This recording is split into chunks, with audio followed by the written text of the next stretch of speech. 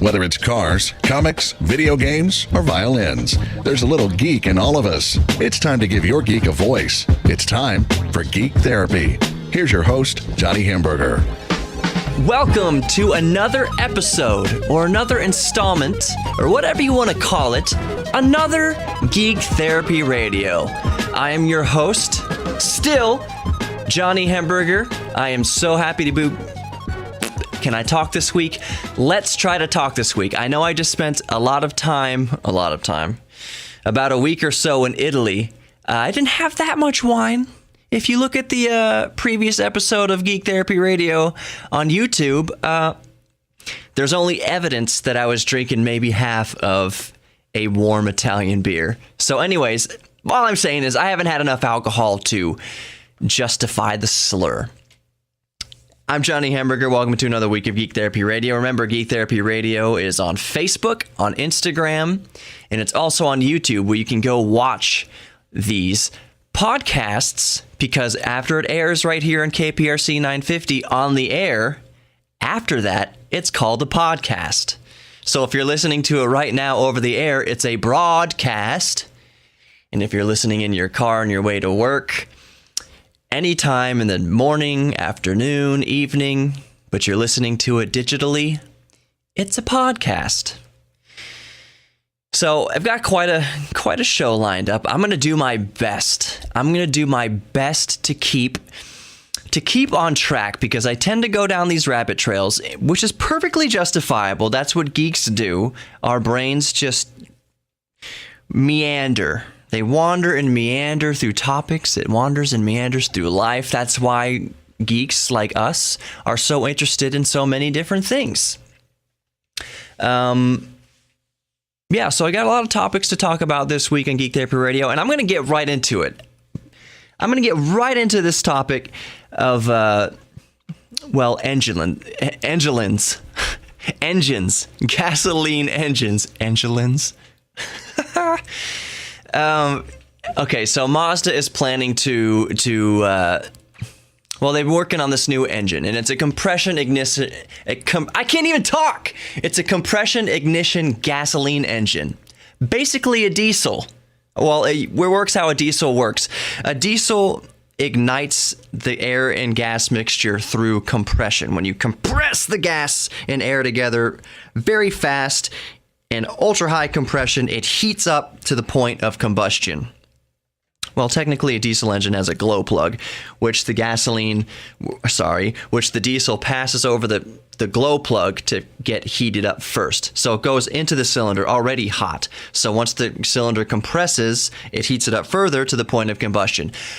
Basically, what Mazda's doing is offering a gasoline engine that works with roughly the same technology. The engine will still have spark plugs in it for when a spark is necessary, but that's not going to be most of the time. Most of the time, it's just going to be the compression of the air and gas igniting the gas. And this is important because this yields A, more power, B, more fuel efficiency, and I'm going to stick on that, the fuel efficiency part, 20 to 30% better fuel efficiency. Why am I talking about this? Well, here's what gets my goat with this technology, which is a great technology. Anytime you have a gasoline engine that uses less gas, that is more efficient, that's a good thing. But here's what gets my goat. You have hippies that are unable to put the bong down for 4 seconds to realize that any improvement in efficiency of a gas engine is good. It's good for the earth. It's good for energy requirements. It's just good. But they cannot see that. They do not see the forest for the trees. What they are fixated on is, oh, here we go, burning more gas. We have just developing more engines that burn gasoline. Get your head out of the bong for 4 seconds. Any technology that uses less gasoline, less dependence on fossil fuels is good. It is headed in the correct direction of progress. Yes, electric cars are leaps and bounds better than they were, and they're getting better each and every month, each and every year for sure. I'll talk about the Tesla Model 3 in a minute because I'm very excited about that. Yes, we're on the right path. Electric cars are the right path. I do love my fossil fuel burning, fire breathing dragons. I want to have an electric car. I want a Tesla Model 3, for instance. But I also want to keep my DeLorean, which burns fossil fuels. I want both. I want the electric car to do 95% of what we need cars to do, which is commute back and forth to work. I want electric cars for that. But I also want to keep a fossil fuel burning car in the garage. Like, if we can live in a world where we do 90% of our commuting electrically using renewable energy, awesome. Yes, that's where we need to go as a civilization. That's where we need to go. Need. But don't take away our muscle cars either. Like I said, 95% of the time we're going to be using a vehicle, it's going to be for commuting. So 95% of the time, let's use electric. Every once in a while, you want to break out that old GTO? Yes. Let's keep both. It's good. So back to this Mazda gasoline compression engine. Hippies, it's a good thing. Using less fuel is always a good thing. So I don't understand the argument. It just makes me roll my eyes and makes me puke a little bit. Get your heads out of the bongs for 4 seconds and realize that using less fossil fuel in any application is good. It's progress. It's where we need to be. Because guess what? It's 2017 currently while I'm recording this episode. We still use fossil fuels for things. So any application where we can use less fossil fuels is good. How much do you pollute? Oh, never mind. I have nothing against. I was going to say, how much do you pollute smoking that bong? How many emissions are you emitting using that bong you're smoking that keeps you from getting your head out of your butt? I'm just joking. I don't care what people do with their free time. I personally don't have anything against people partaking. I personally do not partake. I have partaken a handful of times in my life. I've tried it. I'm not knocking it because I don't try it. I'm not even knocking it. I personally don't have a good experience with it, so I don't like it. But I don't like being drunk all the time either. And alcohol, let's just be real, is 1,000,000 times more dangerous than marijuana. Okay? So whatever you want to do privately, if someone comes home from a hard day to work and wants to take a couple puffs of a joint or bong, whatever, privacy of your own home, you're not going out and killing anybody. It's not going to make you beat your wife or your kids. Just do it. I don't care what you do. Contribute to society, and then when you get home, do whatever you want to do. I do not advocate drug use, hardcore drug use. No meth, no heroin, none of the hard stuff, no cocaine. Absolutely not. All that stuff should be illegal for good reason. It kills people. Alcohol also kills people. All I'm saying is using less gasoline in any application is a good thing. And that's a pretty good first segment. I got all fired up. I get so fired up when to me, it seems like hippies just freaking hippies. I feel like Eric Cartman sometime. I'm all for progress. Let's reduce our fossil fuel usage.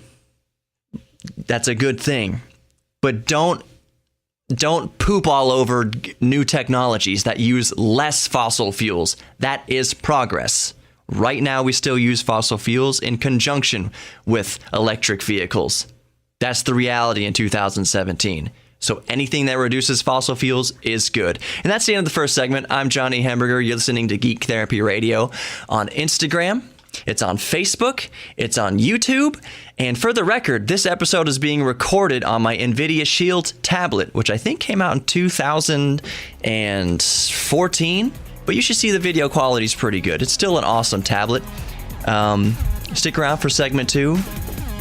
I love all you guys and gals for listening. I love all my geeks. Thank you so much for being a part of this show each and every week. And on that, we'll come back to segment 2. Like I said, it's a loaded show. Lots more to talk about. I'm Johnny Hamburger. We'll be right back with more Geek Therapy Radio.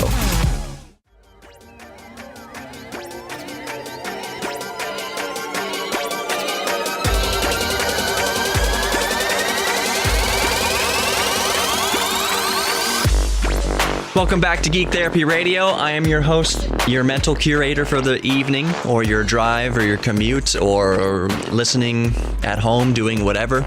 Maybe you're playing a video game, and you're listening to my podcast, in which case, thank you. I love you so much for being a part of Geek Therapy Radio every week. I'm Johnny Hamburger, mental curator, Geek Therapy Radio on Instagram, YouTube. Remember YouTube, go watch all these episodes. Sometimes I got some cool-ish to show you on a video. You know, I can't talk about a nifty new device that I have and show you through the radio. So go listen to all these broadcasts on YouTube. By the time they make it to YouTube, they're called a podcast. And if you're listening to this not over the air, that airs 12:06 Sunday mornings on KPRC 950 AM in Houston, Texas. So that's awesome if you're listening to this over the air. I thank you. I thank you so much. I thank you so much for listening over the air. I love radio. I love doing radio. So it's romantic to me to put a signal out into space electromagnetically, and for your antenna to receive it, and for you to listen to my beautiful, sultry, sexy geek voice.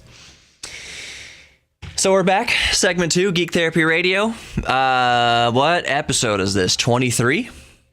Of GTR. Newsflash, GTR stands for Geek, G, Therapy, T, Radio, R. R-matey. That's what pirates say. Yay! When did this become a Nick Jr. show? Remember Blue's Clues? Okay, we can get off that subject. I actually wanted to talk about something sort of poignant, and I think, okay, I'll just set it up. I really love South Park a lot, and I watch anything that Trey Parker and Matt Stone do as far as interviews and stuff. I just think it's intriguing because Matt and Trey are geeks, especially Trey is a big time nerd, like a Dungeons and Dragons nerd, comic book nerd, just awesome dude, and I find it fascinating. You call it a man crush, maybe?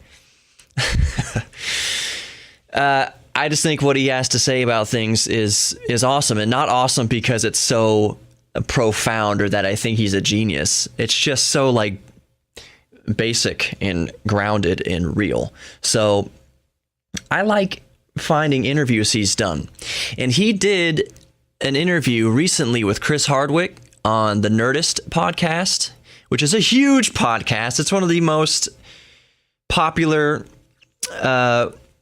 podcasts in the entire world. It's called The Nerdist Podcast, Nedist podcast. And on episode 882, Chris Hardwick interviews Trey Parker. Chris Hardwick is a great interviewer. Side note on Chris Hardwick, I'm going to ruin it for you a little bit. Look at his Adam's apple. It is an Adam's grapefruit. It's an Adam's pineapple. It's huge. It's huge. And if you're watching the video, I'm going to try to do it. I was making my Adam's apple go up and down. Look at his. It's a friggin' like softball moving up and down his throat. It's crazy. If you notice, he usually wears his like suits, like his tie, like up over the Adam's apple tries to, which probably hurts if it's so big. We're not here to talk about Chris Hardwick's Adam's pineapple. We're here to talk about Trey Parker, and specifically He's acknowledging that, South Park started in 1997. And I remember when South Park started, it was a phenomenon because it was it is still. It was so crass, so rude, so much language, so many fart jokes and stuff like that, that it created such an uproar with parents and the religious community that, well warranted. I would not have wanted my kids to watch that show. It is not a show for children at all. But anyways, Trey Parker is acknowledging that he's getting older. So if you notice a character in South Park, Randy Marsh, which is Stan's dad, Randy is like my new favorite character on the show. And that's Trey Parker just being himself. He says over and over, like, Randy Marsh is just Trey Parker in real life. That's just him. How he's feeling increasingly out of touch with the youth. And that's because Trey Parker has a teenage son who is just, being around a teenager makes Trey feel out of the loop. And so Randy Marsh is very out of the loop.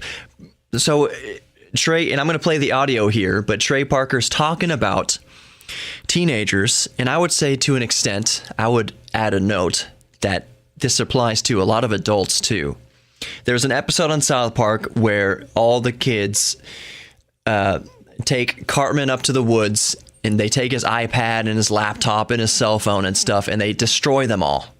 So now Cartman has no way to get on Twitter. Cartman has no way to get on social media. Cartman has no way to game online. And what Trey Parker was saying is that so many teenagers and stuff wrote in and commented on the episode that was such a dark episode. It hit them. They said South Park wasn't even trying to be funny in this episode. They were just being serious. And Trey Parker's like, no, that's the joke. The joke is that you're so entwined in this, your identity is so fixed to these physical devices that you have no idea who you are. So the idea that your laptop or your smartphone getting smashed is paramount to you getting a dagger in your heart, and that's stupid. So I'm going to let Trey Parker say it in his own words. Again, this is from the Nerdist Podcast 882. It's Chris Hardwick interviewing Trey Parker. So listen to what Trey has to say, and I'm going to have to beep out a lot of stuff. There's this scene where the boys are like, they think Cartman's a troll, so they decide to take him up to the cabin one night saying they're all going to play some big game together on the computer. And they tell him to bring his computer, and they come up and they take his computer and his cell phone and his laptop and they smash it apart with a sledgehammer, right? And he's like, he's offline now. He's got no online life. And there were people, teenagers especially, people online going, wow, man, like, that was a heavy episode. Like, they didn't even try to be funny. And it's like, no, that's funny. That's actually funny. But people thought, like, oh my God, they killed him. They took his and they really didn't see any humor in that. They really just saw, wow, can you imagine how horrible that? Yeah, because so many people's identities are just imprinted on their devices now. So it's like it is basically that is an external representation of their being. Yeah, I mean it's not satirical anymore. So that was Trey Parker commenting on teenagers, and like I said, I would put a little asterisk above that. Adults also. Our identities being ingrained into these devices. Could you go? That poses the question, my geeks. Could you go without Facebook? Could you go without Facebook for a day? To a lot of people, they couldn't. That's straight up addiction status right there. Status update. Addiction. Social media addiction. I have a lot of devices. I've got my smartphone. To my credit, I got it in 2013 and have not upgraded since. That's pretty good for me, being a geek, being a gadget geek, and keeping my smartphone for 4 years. And that I've said it 1,000 times before on this show. The reason I haven't upgraded is because smartphones really haven't gotten that much better over the past 4 years. They keep making improvements to the camera. but my 2013 smartphone works. It's like 90% there to the flagship models of today. My Galaxy Note 3 is 90% as good as a Galaxy S8. Is that where we're at now? S8? Yeah. So why do I want to go spend $700, $800, $900 on a new smartphone when mine is 90% as good? I don't. Android's awesome. I keep getting updates for my OS, just like you'd get for your S8, just for your 2017 model smartphones. I keep getting the updates. My phone still stays current. So why? There's no need to. So, but that I'm going back to the point. Our identities being so tied up in our devices and in our social media that when Trey Parker did an episode of South Park where one of the characters gets all of his devices, all of his access to social media destroyed, teenagers wrote in and commented that that episode was South Park was a sad episode because they weren't making a joke. And Trey's like, that was the joke. The joke is that you're so tied to your smartphone and so tied to social media that you have no idea who you are without it. So when you don't have it anymore, you feel like you're dead. What a great season of South Park that was. What a great segment I just did right here on Geek Therapy Radio. We'll be back with more Geek Therapy Radio. I'm still your mental curator for the evening, Johnny Hamburger. So far, I'm enjoying this episode. I've been trying to stay on track, keep it juicy with my subject matter, and there's plenty more to come. I'm going to start the next segment by telling you what the largest animal ever to exist was. It's interesting. There's a twist to it. But that'll be in the next segment. I'm Johnny Hamburger. You're listening to Geek Therapy Radio, GTR. We'll be right back with more. Stick around for a couple minutes. I don't know how many commercials are going to be here, but we'll be right back. So stick around, my geeks.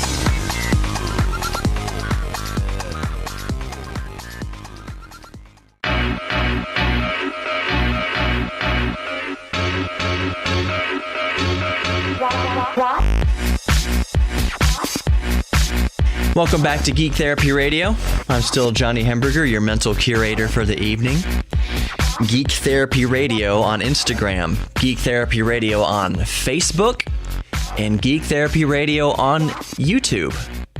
That's where you can find all the geek therapy you need. And also Geek Therapy Radio right here on KPRC 950 AM in Houston, airing Sundays at 12:06 a.m. I say 12:06 because there's 6 minutes of news and spots right at the top of the hour. But my show, Geek Therapy Radio, is technically the very first show of the week on KPRC 950. So brand new week starts out with yours truly on the radio. So if you're listening to this on the air, you're driving around, or you got your radio on in your garage or whatever, thank you for tuning in. And go find Geek Therapy Radio on all those digital outlets. Go get the podcast. I should say the easiest way to listen to the podcast is on the iHeartRadio app. I need to plug that more often. Like, seriously, the easiest way to listen to the podcast is on the iHeartRadio app. Just get the iHeartRadio app. Just type in Geek Therapy. As soon as you get Geek and then you get to the T, my show should show up. And just subscribe to it. And you'll get new GTRs right on your phone, right on your tablet, every week. It's also on Spreaker, Geek Therapy Radio. Well, really what happens is, if you want to know the technicals, I upload the podcast, I upload the show to Spreaker, and then Spreaker automatically puts it on the iHeartRadio app. It automatically puts it on iHeartRadio. So easiest way, get the podcast, download iHeartRadio app, subscribe to Geek Therapy Radio. Boom, you got it every week. Every week you got the podcast. If you want to see the podcast, go to YouTube, Geek Therapy Radio on YouTube. I teased, coming out of the last segment, that I would tell you what the largest animal on Earth was. And I say that because scientists in Argentina have unearthed the largest land animal to ever walk the earth. And it's a dinosaur, of course, and it's called, what is it? Patagotitan majorum, which is a very cool term. Patagotitan majorum, because it was unearthed in Patagonia. So it's a dinosaur. They think it weighed what was like 70 tons or something like that. It's massive animal. But it made me think, I wonder what the largest animal on Earth, period, was. And here's the twist. The largest animal to ever exist on Earth is the blue whale. It exists right now. The largest animal to ever exist on planet Earth is the blue whale, which we have right now, and you can see right now. That's trippy. When someone asks you, if you're at a bar or whatever, and someone says, what is the largest animal ever to exist? You would be thinking about some ancient prehistoric beast. But no, it's the blue whale. And the blue whale has been around for millions of years. Isn't that a trip? That was a trip for me. Speaking of big, heavy things, I can make a your mother joke right here, but I won't. There's a new technology that is, maybe I should say a logarithm that's built into AutoCAD, right? Is it AutoCAD? Let me double check here. I'm going to tell you that I'm cheating. I've got the computer up right here, and I'm on a website called New Atlas. New Atlas is a great website. I love New Atlas. There's all sorts of techie things on there. And I get some stories from there. Not all my stories, but some stories. So newatlas.com, that's a good website. Go check it out. If you're a geek, if you're a nerd, if you like sciencey, techie, technology type things, newatlas.com is great. So anyways, the program is Autodesk Fusion 3D. And it has a built-in algorithm now to basically determine the shape and how much material to use for whatever object you're designing. And here's why that's significant, why that's cool. Basically, it's going to allow engineers to use much less material in their structural creations. So, for instance, the engine block of a car. Usually that's just one solid piece of milled aluminum or steel or whatever, hybrid of carbon fiber and all this kind of stuff.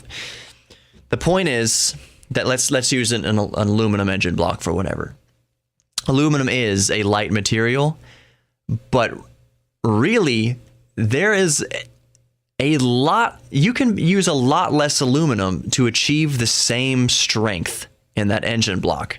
So basically what this software does is it runs through a whole list of calculations and simulations to see where the stresses flow through the metal. So the piston going up and down, whatever torque's going through the engine, it's seeing like how the energy is being transferred through the material. So basically, if it sees these channels of energy that are transferring through the material, they're saying, well, here's this tube of energy flowing through the material. We don't need all this extra aluminum around that conduit of energy flow. So what you wind up with is this lattice type material where you got these like just tubes of aluminum going through, like it's a structure. It looks like scaffolding almost. And it's only where the load of energy goes through the material. That's awesome, because that means you don't use so many resources, or you you can take the shavings of aluminum and use them in another block, so like another engine block, another application. I hope that I explained that clearly enough. What does this mean, though, other than reduction in material costs? It means a dramatic reduction in weight for everything. And if we're talking about cars specifically, the engine is the heaviest part of the car. The single heaviest part of the car is the engine. Maybe the body total. Actually, okay, the engine at least is one of the heaviest parts of the car, if not the heaviest.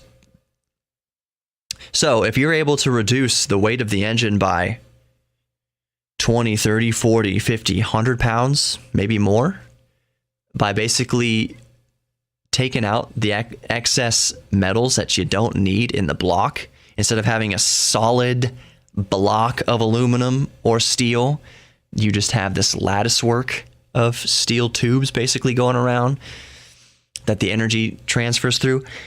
Mother Nature's figured this out. We don't have a straight bone in our body. Our tibias, our fibias, our femurs, they're not actually straight. They curve. That's because the load that transfers through the bone doesn't go straight down into the earth. It kind of, the way your body works, I guess. Evolution's figured it out. That's the gauntlet of engineering. That's the gauntlet of design, is evolution. We have what works, and if you're born with something that doesn't work, you die. Unless you're, well, never mind. I won't go down that rabbit trail. There was nothing bad. It just had to do with my girlfriend's fat cat with a broken leg. Dang it, I'm a geek. I will go down that rabbit trail. My girlfriend's cat broke his leg. He is a fat lard. And he's very special. So anyways, he broke his leg, and the vets were saying it was going to cost thousands of dollars to do surgery on. Or you could put a cast on it and see how that works. Needless to say, hundreds of dollars into it. Hundreds of dollars into this broken leg. I'm thinking, and I thought this right off the bat, I was like, what? Because the cat kicked the cast off twice. But anyways, early on, I was like, what? Really, the only reason why a cat would die from a broken bone, from a broken leg, is that it wouldn't be able to outrun a predator. And since this is a house cat, there are no predators. So why not either do one of two things? A, just cut the leg off. Just take some shears. Shnick. Now you got a tripod. Cat's not going to be running from anything. The cat's quality of life is not going to diminish whatsoever. Two, keep the cast on there so the bone sets relatively, and if the cat kicks the cast off again, just leave the cast off and let the bone heal as it heals. It might heal wonky, but that's fine. So that's basically what happened. The cat kicked the cast off for the second time, and instead of spending more money on this freaking thing, just let the bone heal wonky. And that's what wound up happening. Call him old flop leg now.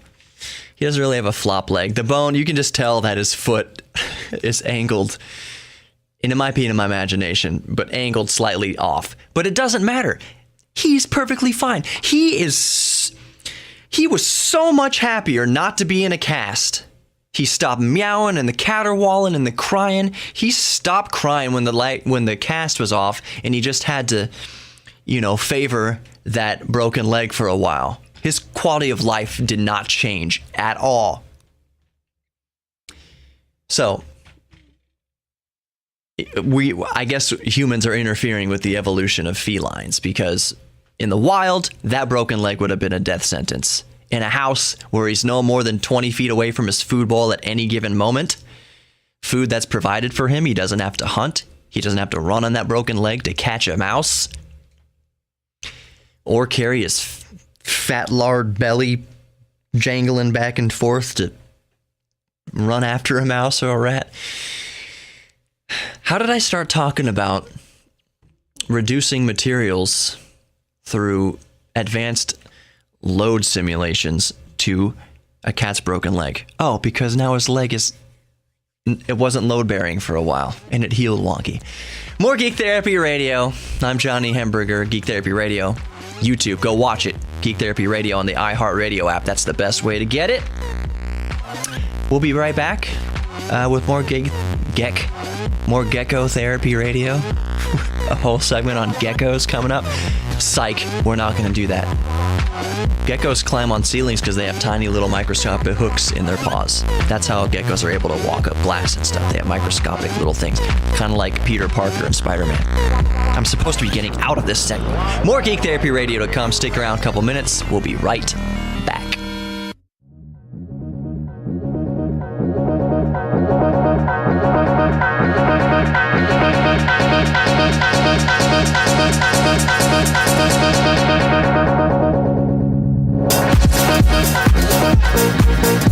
Welcome back to Geek Therapy Radio. I'm your host, Johnny Hamburger, your mental curator for the evening.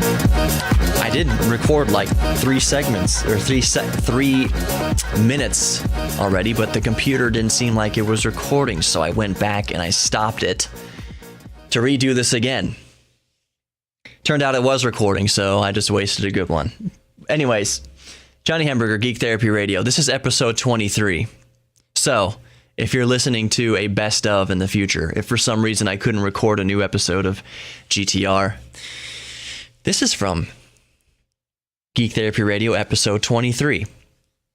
Some people have said I shouldn't serialize my shows like this, because what if you have to do a best of? Which is true, I get it. But on the other hand, to me, this show airs broadcast over the radio once a week on KPRC 950 AM, 1206 Sundays. But the bulk of it is going to be consumed in a podcast. At least for now. At least while I'm on the air 1206 AM Sundays. The podcast is important. The podcast will always be forever available. So I am numbering these episodes as if they are a podcast, which they are a podcast. To me, it's a podcast that just airs on the radio as well.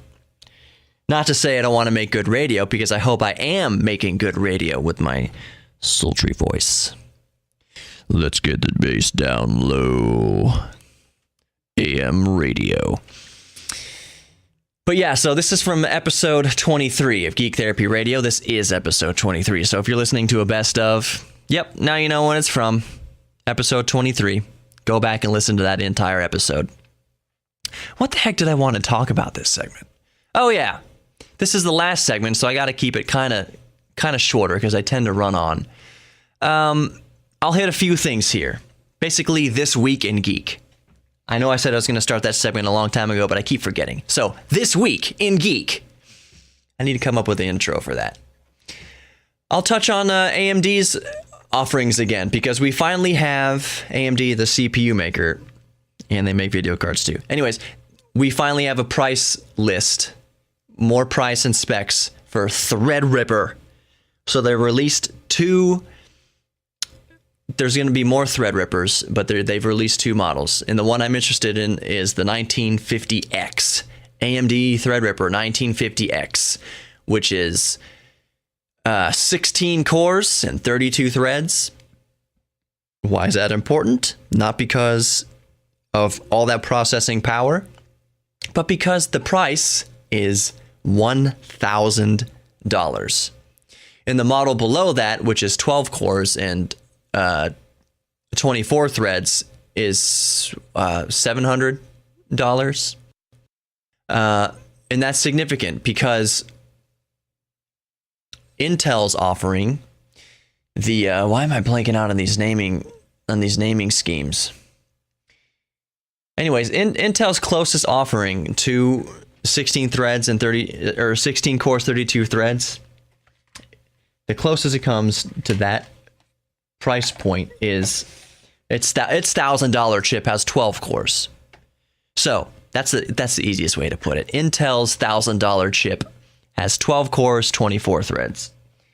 AMD's $1,000 chip has 16 cores and 32 threads. And most importantly, 64 PCI Express lanes. If you don't know what PCI Express lanes are, that's fine. I'll basically explain it right now in basic terms. When your graphics card, peripherals you plug into your computer's motherboard use PCI Express lanes. So Intel's chip has 44 PCI Express lanes, while AMD's $1,000 chip has 64 PCI Express lanes. That means it can handle more graphics cards, it can handle more peripherals, and what's really, really important about that is that storage has started the transition from SATA to PCI Express. So if you're plugging in an M.2 NVMe SSD, that's a whole lot of naming conventions that some listeners might not know. It's a solid state hard drive, no spinny disks. It looks like a stick of gum, and it sticks right there in your motherboard, and it's super duper fast storage. But that protocol, M.2 NVMe solid state drive, those use PCI Express lanes, 4 of them. Each stick of an NVMe SSD uses 4 lanes of PCI Express. So the fact that AMD's Threadripper has 64 lanes available of PCI Express means you can have 2 or 3, let's say you have 3 M.2s, NVMe M.2s. That's 12 PCI Express lanes chewed up right there. That's a lot.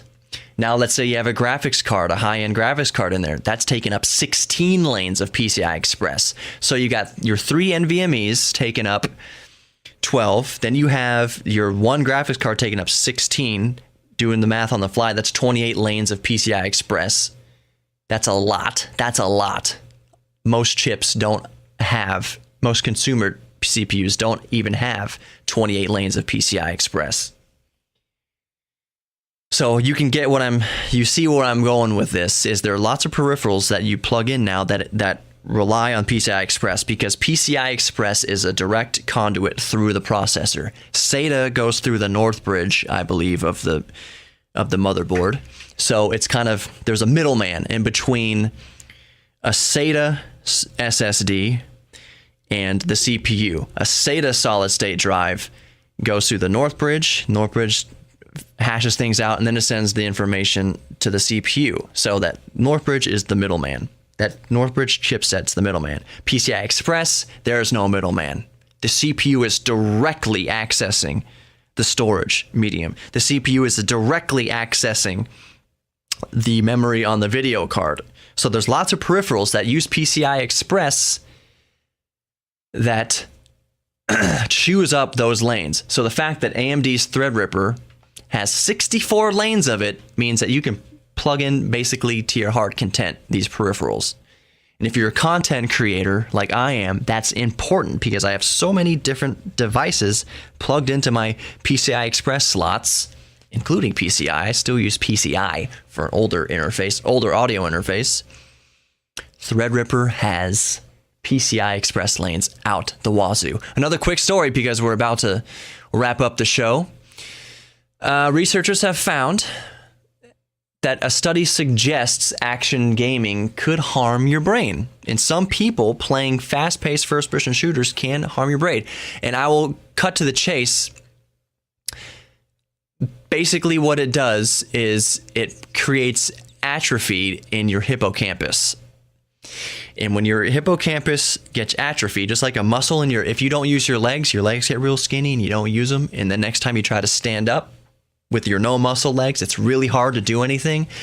If your hippocampus loses gray matter, if your hippocampus atrophies, in other words, that leads to all sorts of health problems. Depression, schizophrenia, PTSD, and Alzheimer's disease can all result from an atrophied hippocampus. So, watch yourself. Watch how much time you're playing these first-person shooters. Watch how much time you're playing these action games, because it can, in some people, lead to depression, Alzheimer's, and all those bad things.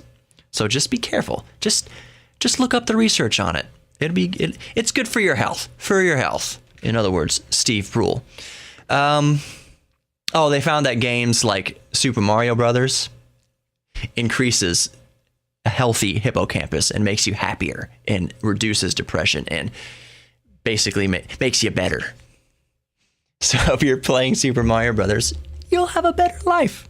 Really all it means is, like anything, moderate. Drink too much alcohol, you're gonna die also. So just moderate.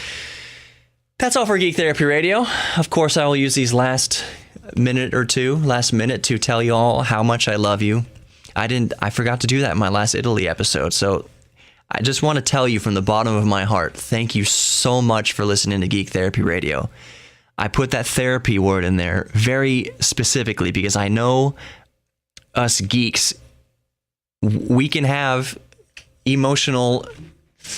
we can get tired emotionally, I'll just say. We can get depressed because there's not everybody fully understands our eccentrics, what we're into, and that can be kind of depressing and isolating. So I'm trying to be a bastion for geeks. And remember, we're all geeks about something. Trying to create a bastion for you to come and at least be happy for 45 minutes a week listening to my show. So I thank you so much from the bottom of my heart. I'm really, really banking on me and my personality and my love making the show work. So thank you so much for listening to Geek Therapy Radio. So much from the bottom of my heart. I love you all so much for listening to Geek Therapy. That's it for me, Johnny Hamburger. We'll be back next week, more Geek Therapy Radio. This was an awesome episode. I loved it. I really loved it. With a little bit of focus, I can make these episodes truly great. And I think this one was probably one of my best, if I do say so myself. So thank you. I love you all. Don't freak out. Geek out. Peace out.